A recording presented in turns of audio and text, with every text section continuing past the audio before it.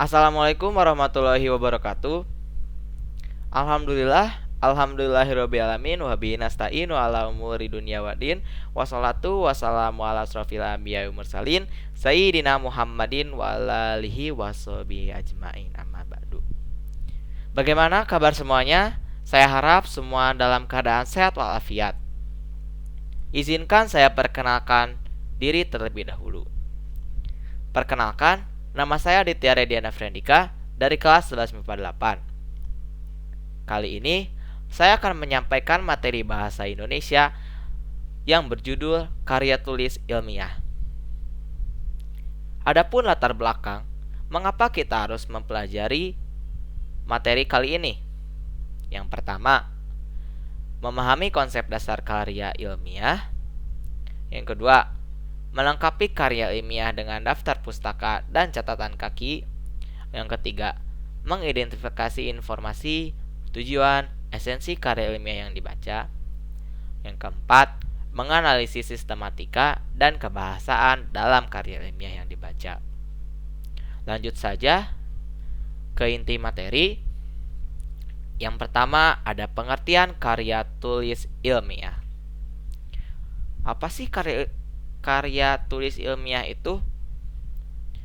Karya tulis ilmiah adalah tulisan yang membahas ilmu pengetahuan yang disusun secara sistematis dengan menggunakan bahasa yang baik dan benar. Tujuan karya tulis ilmiah. Yang pertama, sarana untuk melatih dan mengungkapkan hasil penelitian berbentuk tulisan ilmiah secara sistematis. Yang kedua, ada menumbuhkan etos ilmiah di kalangan siswa dan mahasiswa. Tuh kan, di sini juga ada kalangan siswa dan mahasiswa. Berarti materi kali ini sangat penting untuk kedepannya, karena kita kan pasti akan menjadi mahasiswa. Yang ketiga, melatih siswa dan mahasiswa agar menjadi penghasil pemikiran dalam bidang ilmu pengetahuan. Ada ciri-ciri karya tulis teks ilmiah. Yang pertama, ada objektif. Arti dari objektif berarti ada objek yang dibahas yang dinilai secara objektif, jadi tidak mengada-ngada. Yang kedua, ada faktual. Faktual berarti karya ilmiah ditulis berdasarkan fakta yang dapat dipertanggungjawabkan kebenarannya. Jadi, karya tulis ilmiah itu harus benar-benar bisa dipertanggungjawabkan. Mengapa? Jadi, kita menulis karya tulis ilmiah itu jangan seadanya saja. Kita harus dapat mempertanggungjawabkan isi dari teks ilmiah tersebut. Yang ketiga, ada sistematis. Terdapat sistematika tertentu yang tidak boleh dilanggar, harus ditaati. Jadi sistematis itu struktur karya teks tulis ilmiah itu sudah terstruktur dari awal sampai akhir. Jadi sudah sistematis. Yang keempat, ada aktual. Tema yang diangkat membahas hal yang terbaru atau memiliki sifat kekinian. Jadi, tema dari karya teks tulis ilmiah itu tidak boleh yang sudah tidak hangat diperbincangkan lagi, melainkan yang masih baru-baru. Jadi, karya teks tulis ilmiah itu jadi semakin menarik.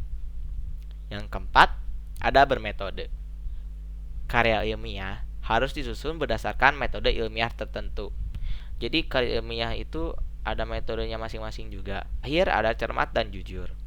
Masalah yang ditulis dalam karya ilmiah harus sesuai dengan kebenarannya. Lanjut, macam-macam karya tulis ilmiah. Yang pertama, ada makalah. Makalah di sini berarti karya ilmiah yang menampilkan sebuah permasalahan yang cara penyelesaiannya menggunakan berbagai macam data yang ada di lapangan. Ada artikel. Di dalam konteks jurnalistik, karya ilmiah artikel adalah karya ilmiah yang memuat pendapat subjektif. Dan yang ketiga, ada skripsi.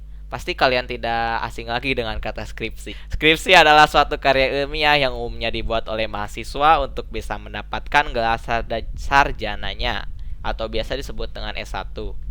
Skripsi sendiri memuat tulisan yang berisi pendapat penulis berdasarkan teori yang telah diterbitkan sebelum-sebelumnya.